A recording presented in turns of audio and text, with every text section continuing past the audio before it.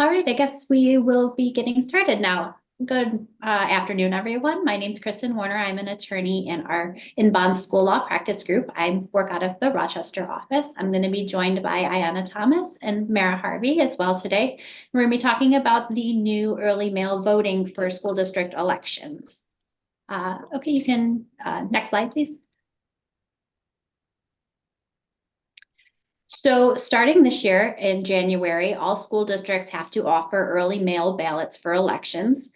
The school district elections that you have to offer these ballots for include your annual budget vote, where you're doing your school board elections and budget, as well as any special election or referenda that would include any capital project votes or anything like that.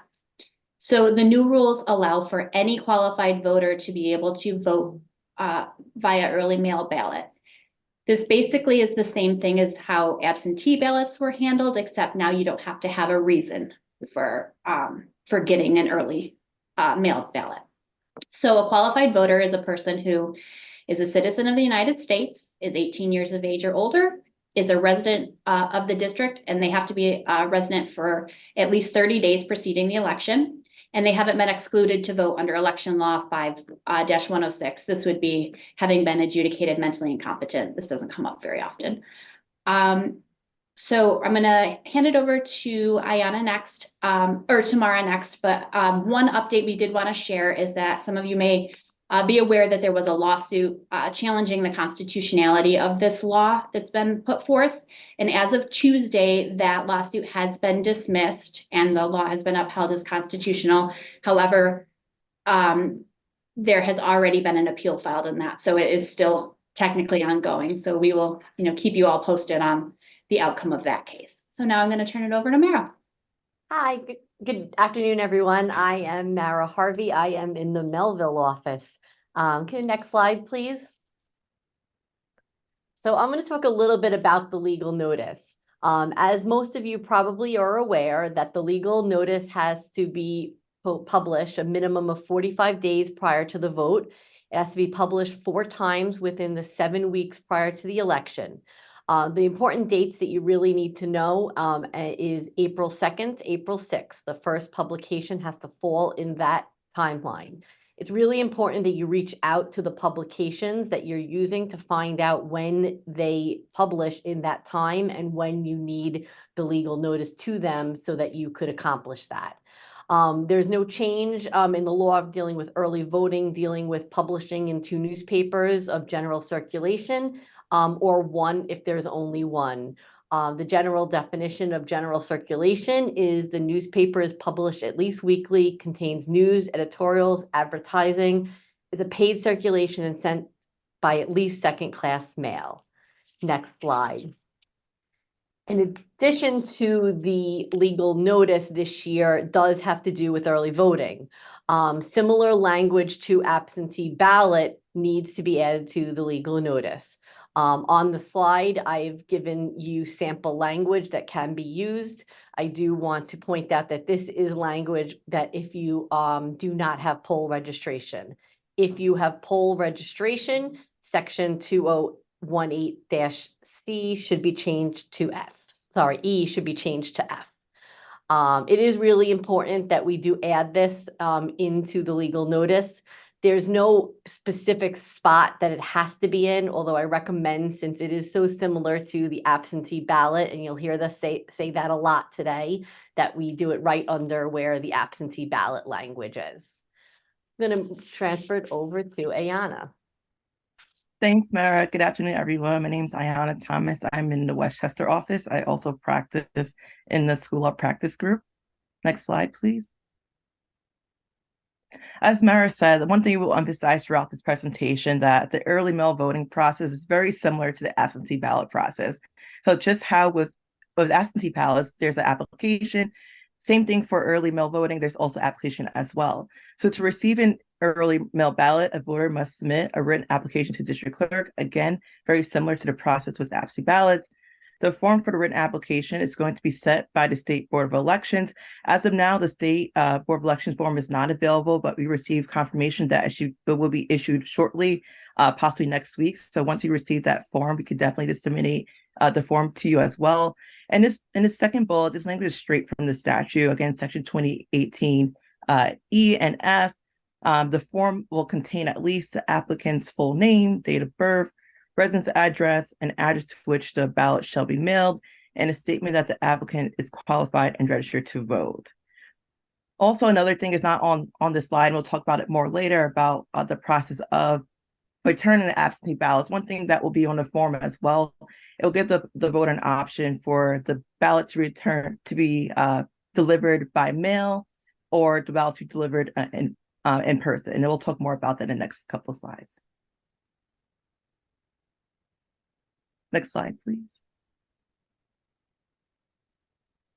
Again, the district clerks is again the same process for absentee ballots. The district clerk must review all applications for early mail ballots and determine whether the applicant is qualified to receive an early mail ballot. Once the district clerk determines that an applicant is qualified to receive an early mail ballot, district clerk must issue the applicant an early mail ballot, and the Board of Registration shall place the qualified voter's name on the register, indicating that an early mail ballot has been issued to the qualified voter. Also, once this list is created, so the district clerk will have a list of all those who will be voting by early mail ballot. That list must be available in the district clerk's office during office hours up until the day of the election. Now I'll turn it over to Kristen. Kristen, you're on mute, I believe. I'm going to talk about the actual mail ballots themselves. And I think you all will notice that this is going to be a very short webinar because it doesn't turn out to be a very complex system. So for early mail ballots, if you're doing your regular election by paper ballot, which I'm not sure how many of the districts actually do that, the early mail ballot would be the same as the regular ballot. It would just be denoted as an early mail ballot. However, if you use voting machines, which I think most of you do, the early mail ballot has to conform as closely as possible to the order in which the names of the candidates appear. And then you also have to have space for write-in candidates. So very much like your absentee ballots that you create, you have to have the candidates in the same order, and then you have to have space for the write-in candidates.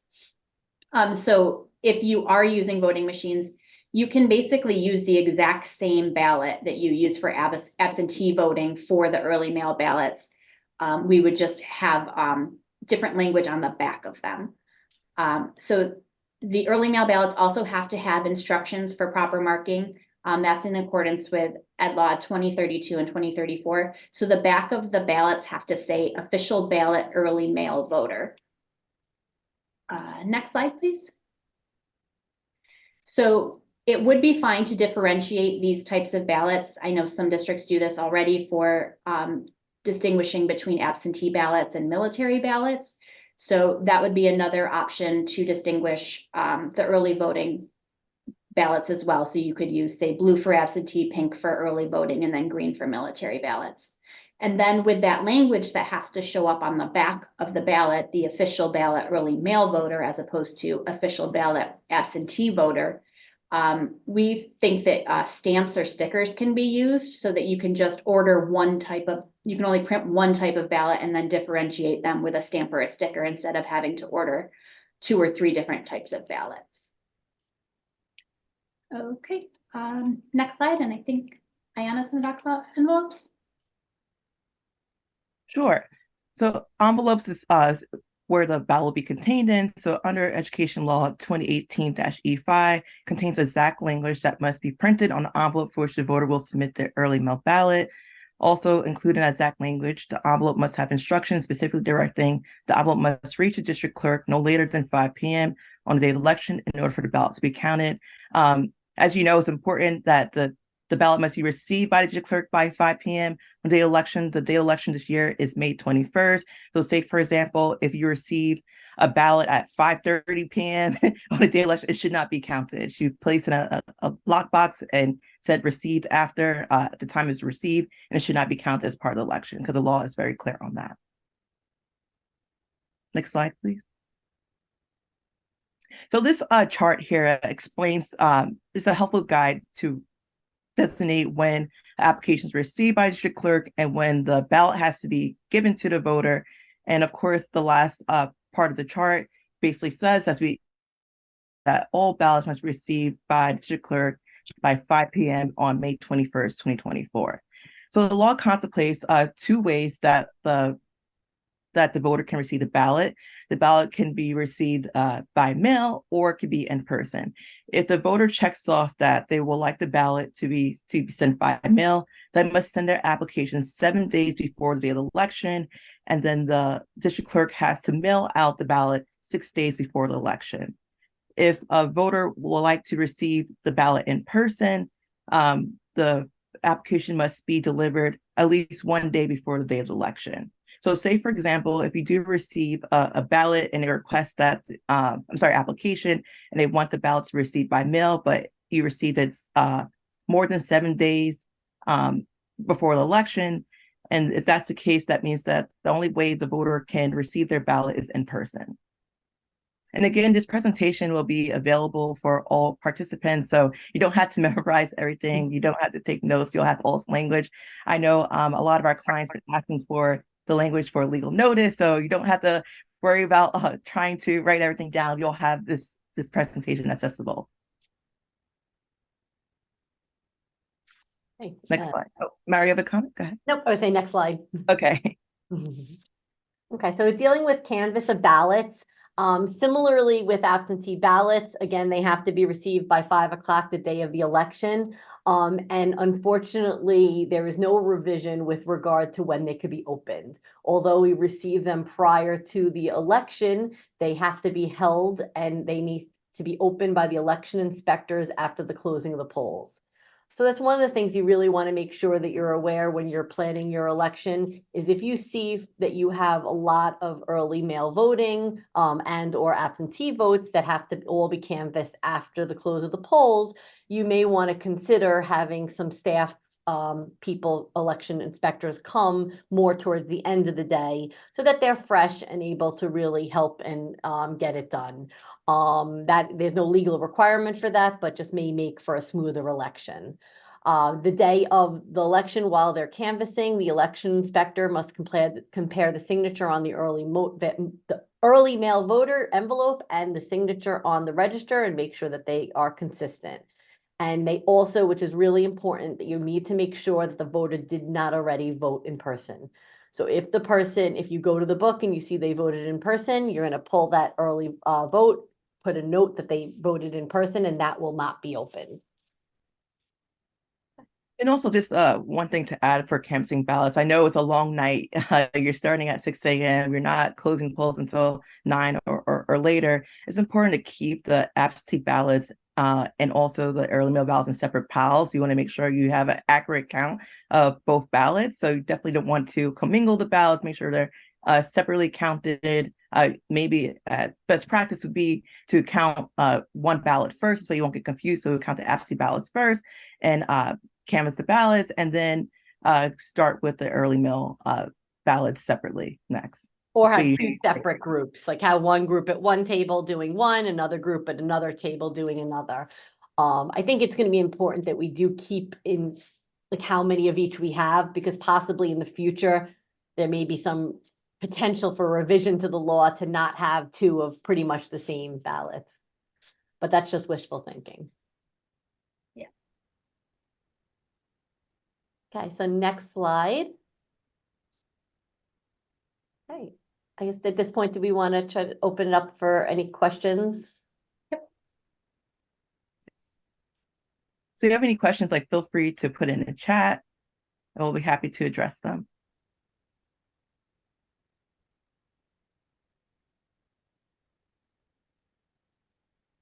And again, if you don't feel comfortable putting your questions in the chat, we'll be happy to assist with any election questions going forward. Today's presentation was involving early mail ballots, but of course, if you have any other election-related questions, we'll be happy to help. Yep, and I'm sure we will be doing a more robust election webinar closer to May to cover everything else. Okay, we have a couple questions. Yes, we will be, the presentation will be available to all the participants, as well as I think a recording of it will be up on the website or available to clients as well. And then did you say we can obtain the application from the Board of Election for poll registration? Yes, yesterday, the Board of Elections approved the application for school districts. It's just not up on their website yet. It's not available. NICED is supposed to put it up on their website, and that's where it will be. It's going to be a uniform application for all school districts. The next question, as per the absentee ballot, do the early mail ballots have to be open at the poll site? Yes, they'll be open in the same way as absentee ballots. Again, should be open only by election inspectors, not the district clerk, which is outlined in the law.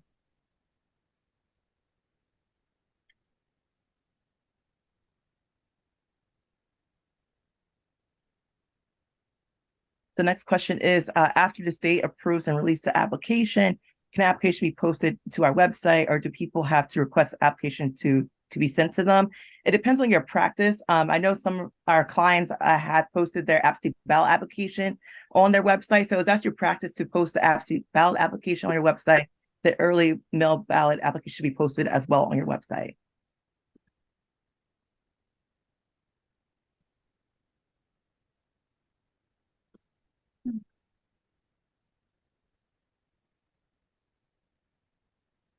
The next question, can't the legal notice just say absentee application and early application instead of writing 2 paragraphs? Since it's 2 different laws that are applicable, it's best to just keep them separate. I agreed. Do we need to provide the voter with a stamped envelope for the return ballot? There is no requirement of a stamped envelope, but you do have to provide an envelope.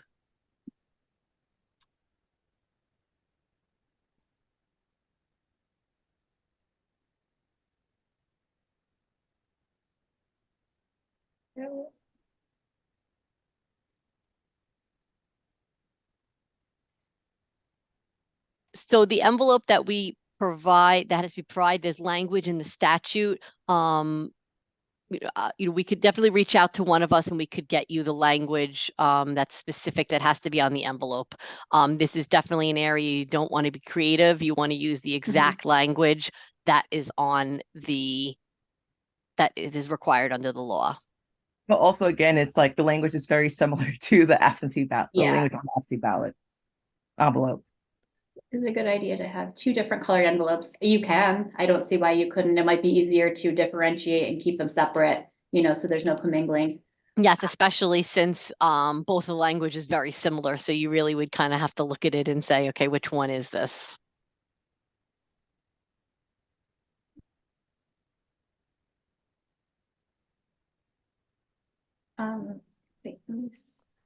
So does the early voter envelope need to have a signature of a witness like the absentee? There's no requirement to have a witness unless you are using a mark. So, which is the same thing for the absentee. The absentee, there is not a requirement to have a witness. It's just a signature. Unless there's a mark, then there has to be a witness.